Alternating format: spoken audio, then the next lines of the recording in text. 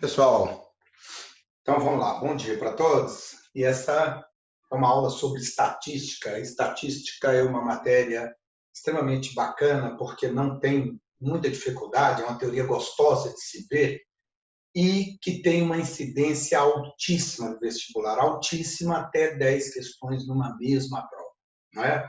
Sobretudo, a estatística quer as atitudes humanas que fazemos com os dados. Se eu souber qual o seu desempenho de acordo com a sua quantidade de estudo, né? Se eu souber a sua preferência em sabor, em cor, em tipo de carro, se eu souber que tipo de candidato você vota, eu tenho um conjunto de dados que pode ser transformado até em venda. Então, no Brasil, a indústria da estatística é altamente movimentada.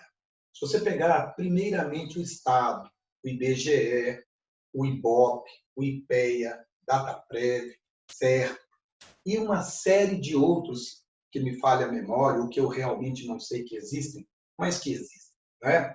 Isso estatais.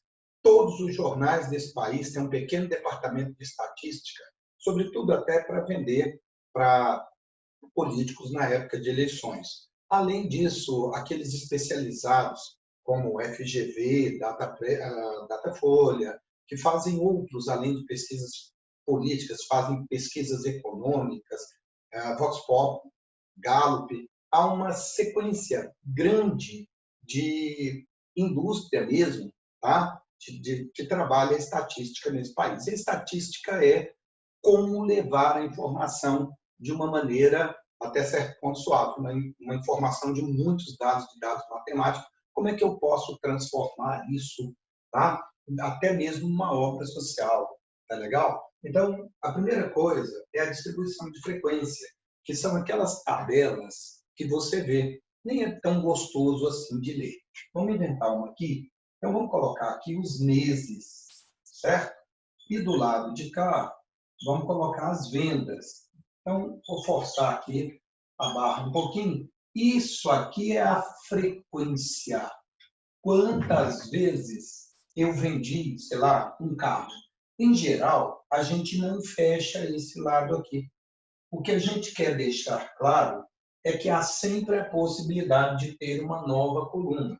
Então, por exemplo, vamos começar por fevereiro, março, depois abril, depois maio. Só 4 meses, só para você ter uma noção do que eu estou falando. Suponha que em fevereiro o mercado não estivesse tão aquecido e eu consegui vender 3, tá? 3 carros. Em março, 6. Em abril, 5. Em maio, 6. O total normalmente aparece em negrito e maiúsculo aqui embaixo. 6, 6, 12, com 3, 15, com 5, 20. Observa que eu posso ir abrindo novas colunas. Por exemplo, aqui é a frequência, mas essa frequência poderia ser acumulada. Ela recebe o símbolozinho de FAC, frequência acumulada. Eu tenho 3 mais 6, 9, 9 mais 5, 14, mais 6, 20. Eu vou acumulando. Isso vai ser legal para eu ver onde está a mediana lá no futuro, entre outras coisas. Observa que essa frequência pode ser relativa, né? Então, aqui, a frequência relativa, que é a porcentagem. E porcentagem é a parte pelo todo. A parte está aqui, ó. 3 em 20 é a mesma coisa. Multiplica por 5 em cima e embaixo, que dá 15 em 100. 6 em 20, ó, se esse deu 15, 6 é o dobro de 3, então isso vai dar 30%. 5 em 20, multiplica por 5 em cima e embaixo, que vai dar 25%. E, por final, 6 em 20, já fizemos isso hoje, 30%. Se você somar aqui, ó, tem que dar 100% como sempre. Certo? Tá legal.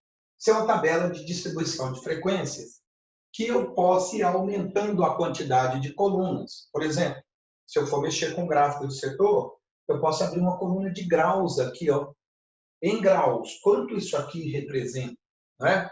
E à medida que o meu estudo vai mudando, eu também vou mudando essa coluna aqui, certo? Então, vamos dar uma melhorada nisso aqui. Em geral, o leitor não gosta muito de ler a página. Ele, às vezes, lê a manchete. A revista Veja tinha, numa página amarela, ela destacava no meio as frases mais importantes, uma maneira de facilitar para aquele cara que não é leitor assíduo, que não tem o costume de ler a página inteira. Então, isso aqui, às vezes, pode dar uma poluição visual muito grande. Então, a estatística descritiva, ela vai tratar isso de outra maneira. Uma maneira muito querida é o histograma. O que é o histograma? Olha só, vou pegar aqui uma outra cor. O histograma é aquele gráfico, histograma, que vai aparecer em intervalos, tá? Olha, quase sempre a estatística, que é um curso de nível superior de 5 anos, né? No seu vestibular não é. Ela trata muito de caso discreto. O que é discreto? A variável é inteira e positiva. A gente quase nunca trabalha com 1,8, 1,5, é 1, 2, 3. Mas o histograma, ele trabalha em intervalos. Então, se eu fosse desenhar esse histograma aqui, ele seria algo parecido com isso. Ó. Aqui, eu colocaria a frequência, o número de vezes que cada coisa apareceu. Aqui eu faria intervalos. Ó. Aqui seria, por exemplo, o mês de fevereiro. Aqui seria março. Aqui seria abril. E aqui seria maio.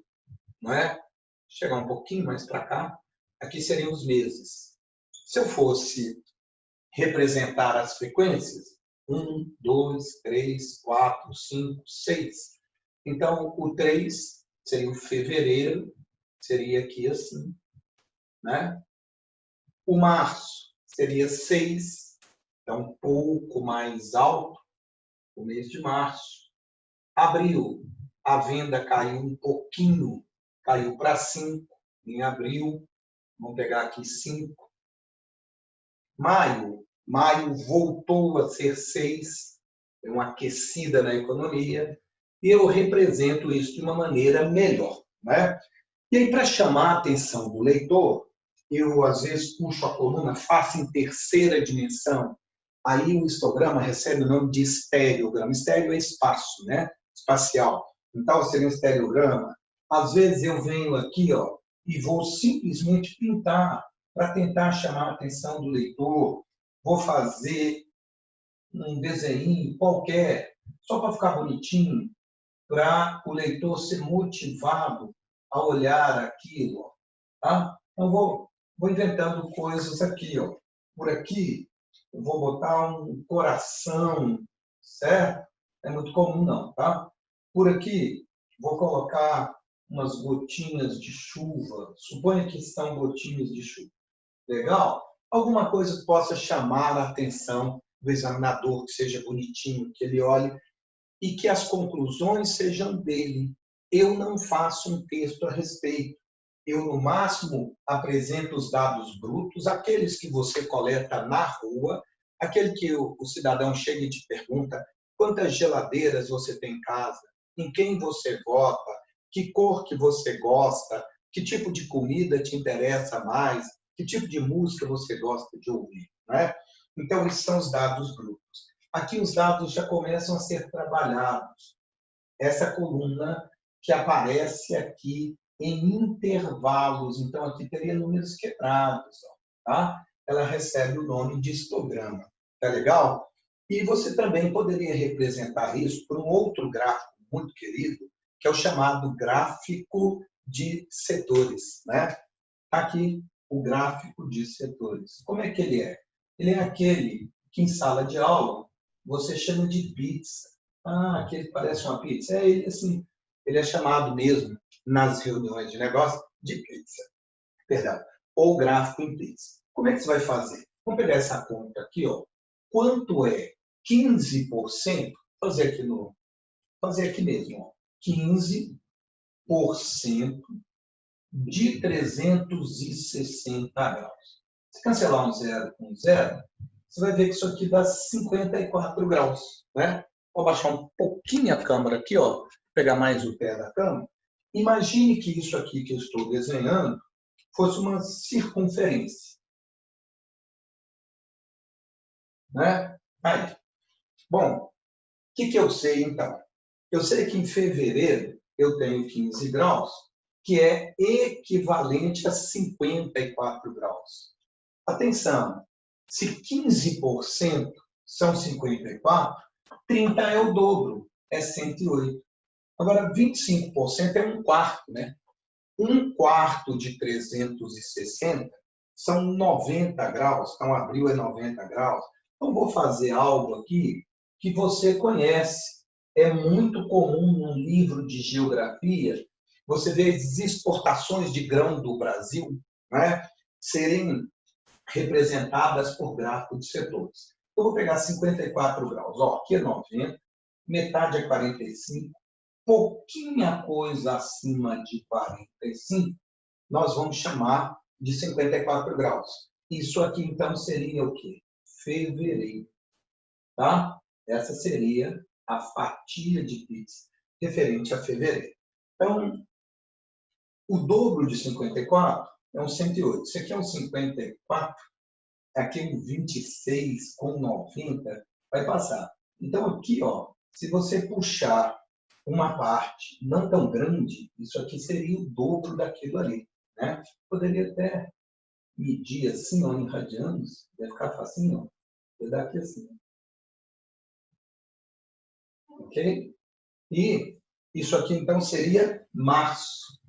Outro pedaço desse, idêntico a esse, daqui até aqui, assim mais ou menos, né? Mais ou menos, seria abril, março, janeiro, fevereiro, março, abril. Não, abril é 90 graus. Então, eu vou deixar abril para cá, ó. Seria abril, que é 25%, que é um quarto. E aqui, então, seria maio. Tá? Mostrando para você como é que eu poderia usar um gráfico de setores, um gráfico de pizza, tá legal? Aqui, nesse pedacinho, representando todo esse quadro aqui, tá? A estatística descritiva, ela nada mais é, vou sentar aqui com você, ela nada mais é do que leitura. E agora o Enem vai ficar brincando. Ele vai fazer os chamados infográficos. Ele vai fugir do histograma e do gráfico de setores. Então, tem hora que ele vai colocar tomadas, tem hora que ele vai colocar carrinhos, tem hora que ele vai colocar aquelas carinhas sorrindo, tipo de internet. Então, ele vai ficar brincando com isso. Tem hora que são segmentos de reta, você está muito acostumado a uma estatística feita, a gráficos feitos de retas, de parábola, de hipérbole, né, de circunferência, de elipse. Não, às vezes o Enem quebra e vai fazendo aquilo que nós chamamos de polígono do histograma. Tá legal? Então o Enem é criativo. Mas, em geral, essa primeira estatística, chamada estatística descritiva, as contas são muito simples. Parte pelo todo é porcentagem, não é? Uma regrinha de 3, 100% é 360 graus. Então, 15% são quantos graus? Então, as contas são muito simples. O que você deve se pegar? Você deve se ater ao texto. Tá legal? São textos longos, portanto, cansativos, grandes, e que deve ser feito com muito foco. Qualquer palavra ali pode mudar o gabarito. Uma vez que você conseguiu pegar o texto direitinho, você não vai apanhar das continhas. São continhas que você vai fazer com muito prazer, tá? Muito bom. Essa é a estatística descritiva. E agora vou apagar o quadro para a gente falar um pouquinho da estatística indutiva, tá? Que é aquela que eu vou envolver números. Agora sim, eu vou envolver índices, vou envolver mais contas. E isso acaba induzindo a pessoa a ter, às vezes, não é sempre, tá, a ter a mesma visão que o editor do texto tem sobre o fenômeno. Tá legal? Então, vamos ver o que é essa estatística. Vou apagar esse quadro aqui, estou brigando com as cores.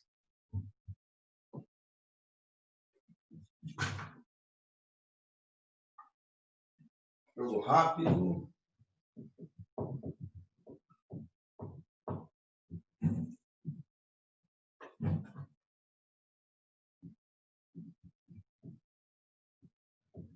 Pronto. Ficou legal.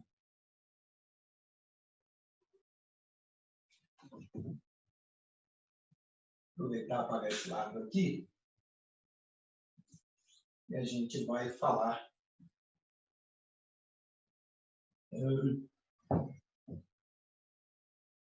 da segunda parte. Nessa segunda parte, vou pegar aqui, estatística indutiva, não é? Então, agora, tome números. Essa é a ideia. Colocar uma informação sob forma de números. A primeira parte, colocar uma informação sob forma de gráfico. E deixar que, ao ler o gráfico, você tome atitude, que você diga o que aquilo representa. Nessa aqui, eu vou induzir um pouquinho mais. Então, eu vou começar com as chamadas medidas de tendência central. O que é isso? Né?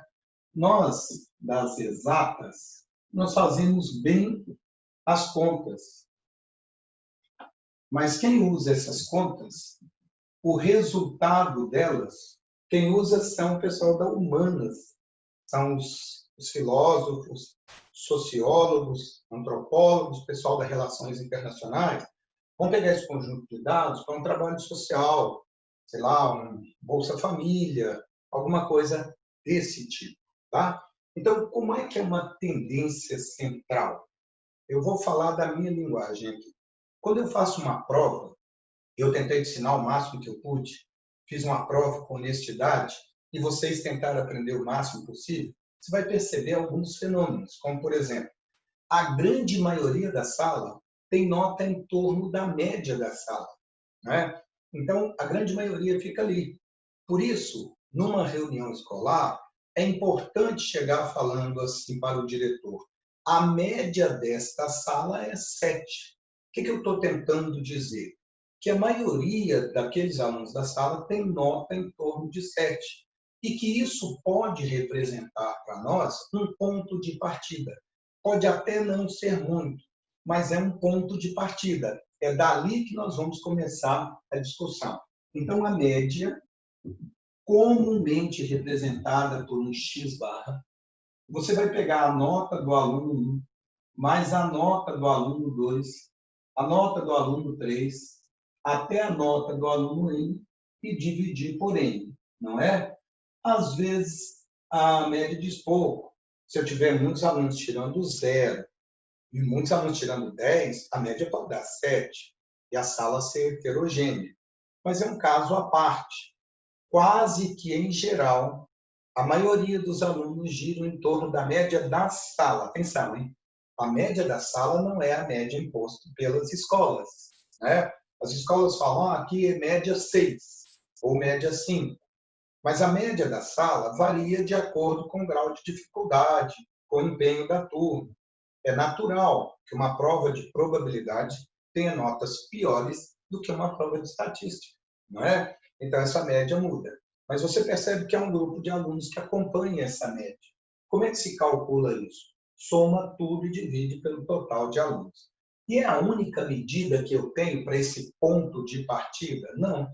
Eu tenho várias medidas, percentil, desculpa, quartil, decil, tem muitas medidas. Aquelas que ficaram mais na memória, né, aquelas que foram mais úteis para nós, são a média, a mediana. Vamos ver o que é a mediana?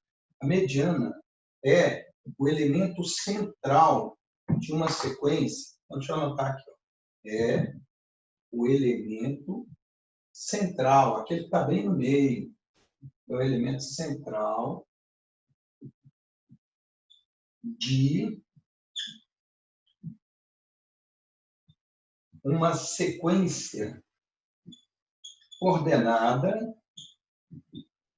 ou crescente, ordenada ou crescente ou decrescentemente, tá? Tomando alguns cuidados. Por exemplo, essa palavra aqui está decrescendo, né? Ordenada ou crescente ou decrescentemente. Tomando alguns cuidados. Exemplo 1.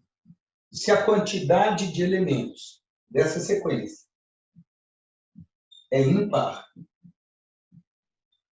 então a mediana é ímpar. Desculpa, o termo fica bem no meio. Mas se essa quantidade é par, exemplo 2, 1, 2, 3, 4, 5 e 6, eu primeiro tenho que descobrir quais são os termos que estão bem no meio. Depois que eu descobrir isso, a mediana é a média aritmética dos dois termos que estão no meio. A mediana é muito importante porque ela até é conhecida em alguns livros como abaixo de ou acima de. O que é isso, abaixo de ou acima de? Aqui eu quero dizer que metade da sala tem nota abaixo de 3 e metade tem nota acima de 3. Aqui eu quero dizer que metade da sala tem nota. Só escrever isso aqui um pouquinho melhor. Ó, a mediana é a média aritmética desses dois termos do meio. Então, deu 3,5. Metade da sala tem nota abaixo de 3,5 e metade da sala tem nota acima de 3,5. Tá legal? Então, quando você vai para uma reunião, tá, de professores e você fala assim, olha, a mediana da sala é 7. Você está falando o seguinte, metade da sala tem nota acima de 7. Metade da sala tem nota abaixo de 7. Se você considerar que abaixo de 7 tem alguns 6,5, alguns 6, 5,5, 5, você tem um juízo de valor maior do que o da média, né? A média é 7. Eu posso tanto considerar que todos tiraram 7, a média é 7, ou como um grupo grande tirou 10, um grupo grande tirou 0, a média deu 7. Então, há mais coisas para se imaginar na média do que na mediana, né? Tem mais situações. Então, a mediana acaba te oferecendo um número também interessante. E os vestibulares, principalmente de federais, eles têm uma proximidade muito grande com a vida. Eles querem reproduzir lá no seu vestibular o que acontece na vida. E, na realidade, é que essas medidas são de tendência central. Eu quero dizer com isso que elas são muito próximas. Que quando você está numa sala de aula e fala, professor, você fez a estatística da nossa sala? Fiz. Quanto deu a média, né? Você põe lá num software de computador qualquer, ele já faz isso para você, até o gráfico. Quando deu a média, e a mediana e a moda, você vai ver que a diferença está, às vezes, na segunda casa depois da vírgula. Elas são muito próximas. Por que é importante saber isso? Às vezes, você vai pegar questões da Unir, por exemplo, né? Da UNB também. Só que o UNB te dá uma calculadora.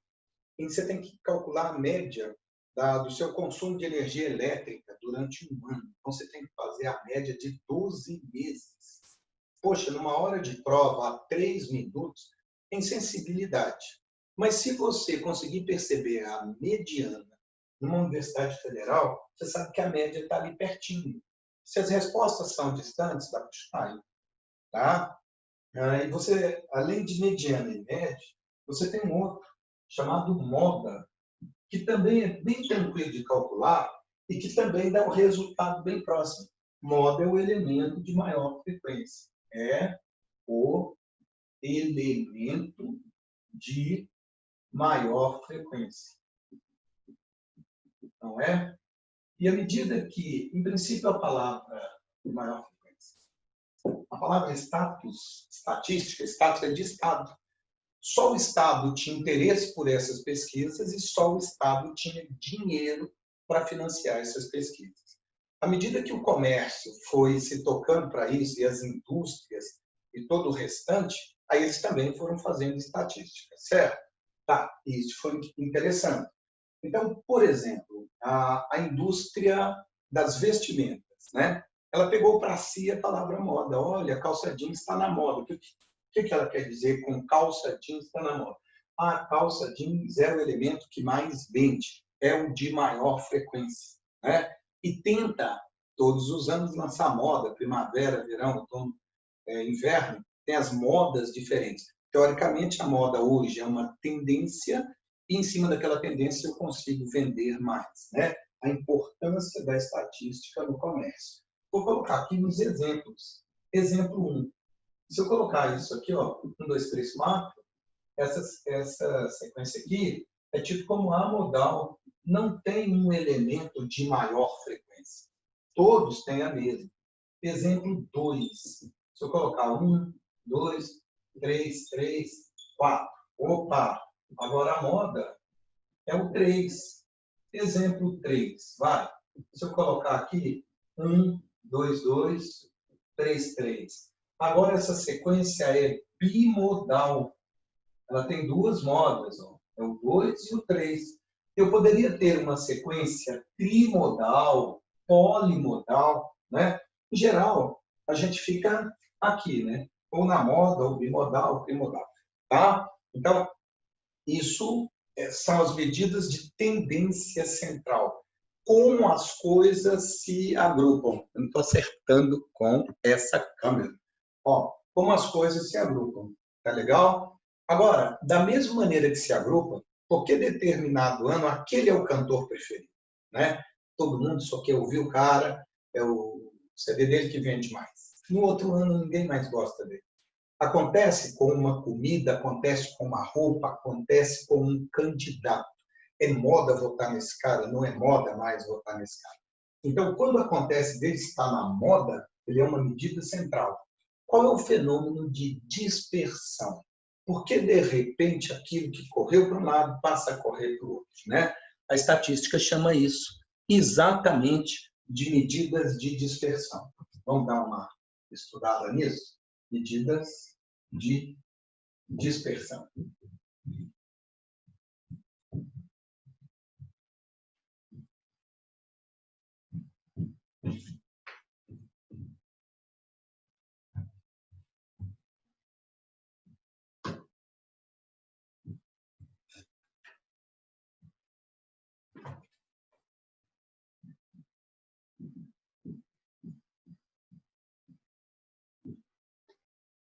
Bom, a primeira medida de dispersão é o desvio. O que é o desvio? Né? O desvio, são os desvios, né? Aqui, é a diferença entre a nota da pessoa e a média. Então, você vai fazer isso separadamente. Desvio do primeiro aluno. A nota do primeiro aluno menos a média da sala. Tá?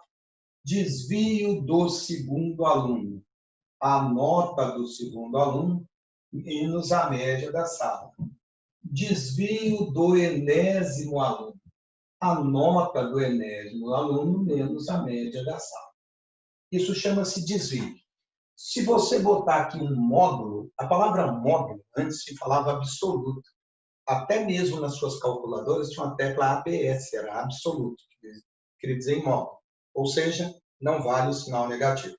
Alguns livros, além de trazer desvio, trazem desvio absoluto. Absoluto quer dizer que você vai colocar um módulo aqui, tá? Aqui para nós, vestibulandos, é muito importante a variância. É uma medida, né, de desvios. Como é que eu posso dar uma resumida nisso aqui? Eu tiro a média aritmética dos quadrados dos desvios. Aqui no desvio, tem uma nota muito importante, que é o seguinte: a soma dos desvios Para qualquer número dado aqui, para qualquer nota, para qualquer média, sempre dá zero. Para o estatístico, isso é uma espécie de prova real. Ele começa na rua, batendo na porta da sua casa, se identificando, né? E fazendo lá um conjunto de perguntas para você. Tá legal. Aí ele monta as tabelas, distribuição de frequências, vai devagar, enche de colunas, aí faz um histograma, faz gráfico de setores, faz todas as maneiras que ele pode apresentar um conjunto de dados para uma população de um nível, digamos, mediano. Tá legal? Agora, ele quer descobrir como é que essa coisa pode se afastar, mas não muito. Então, ele vem aqui e calcula a variância, que é a média aritmética dos quadrados dos desvios. E chega num ponto que é fundamental, que recebe o nome de desvio padrão. Que é o desvio padrão, né? O desvio padrão, representado por um deltinha, é a raiz quadrada da variância, né? Vamos dar uma pensada nisso aqui juntos? Olha só, muito impossível ser perfeito, né? Ou muito impossível é ótimo, né? É impossível ser perfeito, tá legal? Por mais que você tente. Então, imagine, lá em Anápolis, você tem uma indústria grande de remédios. Suponha que um desses remédios seja um pequeno biscoito com ácido que, ao tomar, tira sua dor de cabeça. Mas a máquina que borrifa o ácido, se não for o tempo inteiro feita a manutenção, ela descalibra. E aí, uma hora, ela pode borrifar muito ácido. E muito ácido pode até te fazer mal e não tirar a dor de cabeça. Mas se for pouco ácido, também, você já tomou o terceiro comprimido e a dor de cabeça permanece. Mas a gente sabe que é um pequeno errinho, né? Uma quantidade a mais de ácido, ou uma quantidade a menos. Normalmente a gente fala para a criança AS, ácido acetil salicílico, né? Uma quantidade a mais ou uma quantidade a menos, que ainda assim funciona. Esse é o desvio padrão. Como é que você está acostumado com ele? Em jornais televisivos, em época de eleição, eles falam o seguinte: em época de eleição, olha, o candidato tal deve ganhar com essa porcentagem de votos, né? E aí faz lá, com pesquisa feita em boca de urna em tal lugar, com 2.000 pessoas, eles devem ganhar por essa pesquisa com essa margem de votos. E aí ele vem e fala, com uma margem de erro de 2% para mais ou para menos. Não é? Por quê? Porque ele está falando para um público muito grande. Então, tem desde pessoas que têm um nível muito alto até pessoas com nível muito baixo. Então, ele explica a margem de erro para cima ou para baixo. Bastava falar com o desvio padrão de 2%. Então, eu posso errar um pouquinho para cima ou para baixo e ainda me manter na média. Existe uma classe a qual nós todos participamos. Essa classe pode ser intelectual. Eu posso ser um aluno classificado como ruim, intelectualmente falando, né? Péssimo, ruim, regular, bom ou excelente, não é? Mas às vezes eu erro. E esse erro meu tem que ser medido sem me tirar da classe. Eu sou de uma classe de alunos bons, mas eu errei aquela questão, não é por isso que eu vou deixar de ser bom. E às vezes eu acertei uma questão, porque eu chutei. Então não é o fato de você acertar que te levaria para uma outra classe de excelência. Você vai permanecer bom. Esse é o desvio padrão. Por isso a teoria de resposta ao item, a UNB e a maioria dos vestibulares corrigem usando o desvio padrão para tentar te classificar, né, como o próprio nome diz, em classes. Em filmes norte-americanos, você vê que a nota é A, B, C, D, E. Em Brasília, é SRE, sem rendimento escolar, MI, média inferior, MM, não sei o que é, deve ser média mesmo, média. MS, média superior, e SS deve ser uma coisa super superior, nunca descobri o que é aquilo, mas é o cara, é aquele que tira notas boas, né? Então, só 10, daí para cima, 9, 10 o tempo inteiro. Então, nós vamos pegar aqui um exemplo para ilustrar o que é isso aqui, como é que a gente calcula isso. Lógico que fica inviável, né, nós pegarmos uma sala de 50 alunos. Então, vamos imaginar uma sala de aula com 5 alunos, ok? Vamos fazer a soma da 30, porque aí a média vai dar 6, né? Então, 2 mais 4, 6. Aí teve um cara que tirou 7, o outro tirou 8. Então, deu 15 com 6, 21. 21 com 9, 30. Teve um cara que tirou 10, né? Ó, acho que ficou legal. 2 mais 8 e 7, 15. 15 com 6, 21. 30, 40. Tá legal. A média é 2 mais 4, mais 7, mais 8, mais 9, mais 10. 2, 4, 6. Só que eu exagerei, né? Ficou 6. Eu queria que ficasse... Não, peraí. Deixa eu ficar por aqui, ó. 15, 15, 25. 25 com 9, 44. Deixa eu botar um 6 aqui, ó. Tá? Aí eu volto a ter... Essa sala é boa demais, hein? Nessa sala todo mundo passou. Aí, isso aqui dividido por 5, né? Eu volto até 40, não é? 15, 21, 30, 40 por 5. Eita, é 8. A média é 8 dessa sala. Só é lógico. Dava para ver isso, ó. O quanto aumenta um aqui, aumenta, diminui um aqui, o que eu perco aqui, o que eu ganho lá. Então dá para ver isso, né? 12, 19, vou fazer essa conta, 15 com 10, 25, 24, 30, 40 por 5, 8. Tá certo. Agora atenção para o desvio do primeiro aluno. 6 menos 8, esse cara tirou nota 6. A média é 8, o desvio é menos 2. O desvio do segundo aluno, 7 menos 8, é menos 1. O desvio do terceiro aluno, certo? 8 menos 8, esse amigo não se desviou. O desvio do quarto aluno, 9 menos 8, é 1. E o desvio do quinto aluno, 10 menos 8, é 2. Agora, na hora de somar, ó que curioso, ó. O menos 2 cancela com 2, menos 1 com 1, aqui dá 0. Ó. A soma dos desvios deu 0. Isso não acontece porque eu forcei os números. Isso acontece sempre. Agora que eu sei os desvios, eu posso calcular a variância. Olha lá, ó. Menos 2 ao quadrado, mais menos 1 ao quadrado, mais 0 ao quadrado, mais 1 ao quadrado, mais 2 ao quadrado. Né? Opa, esqueci de dividir por 5. Forcei a barra ali para ser 5 elementos. Vamos ver o que deu minha variância. 4 com 4, 8. 8 com 2, 10. Por 5, 2. Minha variância deu 2. E o meu desvio padrão? Raiz quadrada de 2, que é algo próximo de 1,4. Não é? Beleza. Deu pequenininho esse desvio. É porque essas notas estão próximas. Quanto mais próximos as notas, menor é o desvio. Se o desvio padrão for muito grande, é porque as notas estão muito distanciadas umas das outras. Tá? Mano, é fácil fazer essas contas. Eu acho. Ó. Eu sei calcular a média, soma tudo e divide pela quantidade de alunos. Eu sei calcular o desvio, a nota de cada aluno menos a média da sala. Eu sei elevar ao quadrado e fazer média aritmética dos quadrados dos desvios e sei extrair a raiz quadrada de um número. Eu não sei o que isso significa. Tá? Esse significado é quase que específico da prova da UNB.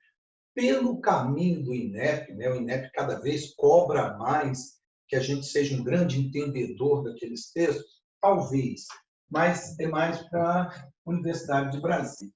Isso é aquilo que nós chamamos de curva de Gauss. Quase não aparece, né? Estatística é um curso superior de 5 anos. Né? Então, tem aluno que me cobra no corredor, não, mas isso, e vai perguntando, falo, calma, senão nós vamos acabar nos formando em estatística. Vamos só passar no vestibular agora. Nesse momento é só passar no vestibular. Então está aqui uma curva de Gauss, né? E a gente vai brincar de fazer uma distribuição. Em primeiro lugar, você vai pegar a média deu 8. Aqui. O passo é 1,4, então se dá um passo para frente, fui a 9,4. E um passo para trás, né?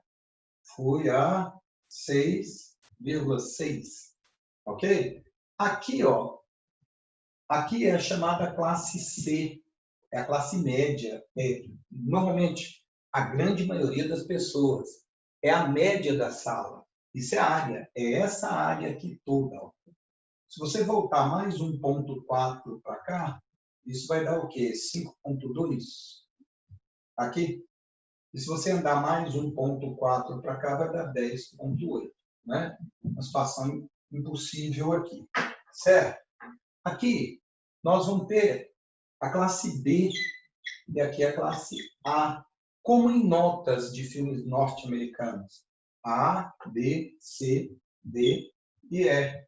Isso aqui é o sem rendimento escolar, é o SRE. Isso aqui é o MI, é a média inferior. Isso aqui tudo é o MN. Aqui é o MS, aqui é a média, aqui é a média superior. Aqui é o cara, né? O super superior. Tá legal? Aqui em Goiânia, você tem escolas que trabalham com menções. É tipo ruim, né? Deixa eu inventar aqui algumas coisas. Péssimo, ruim, regular, bom e excelente. É legal? Você trabalha com intervalo de classe. Você não trabalha com nota, 95, 96. Você trabalha naquele intervalo. Então, nesta sala aqui, esse cara que tirou abaixo, ele tirou 6, em qualquer escola ele seria um cara regular, né? Aqui ele não é. Ó. Nessa turma ele não é. Ele é tido como médio inferior. Aí o 7, o 8 e o 9 está tudo aqui. Ó. Só o 10, que deveria ser um SS, passou a ser um MS. Altera a maneira da coisa ser vista. Tá legal? Então, isso é estatística, não é difícil. Se você for precisar de rever esse vídeo, a chamada de atenção é ouça. Quando a gente está focado assim no vídeo, a gente esquece o que o professor fala, que é muito importante, tá? Continua a sua pegada, não deixe de ler a lista de exercícios, tem uma sessão Enem no final, que está bem legal, e no próximo encontro, né, que vai ser ao vivo, eu espero tirar muitas dúvidas, fazer bastante exercício. Tudo de bom para você, bons estudos, cuide-se bem.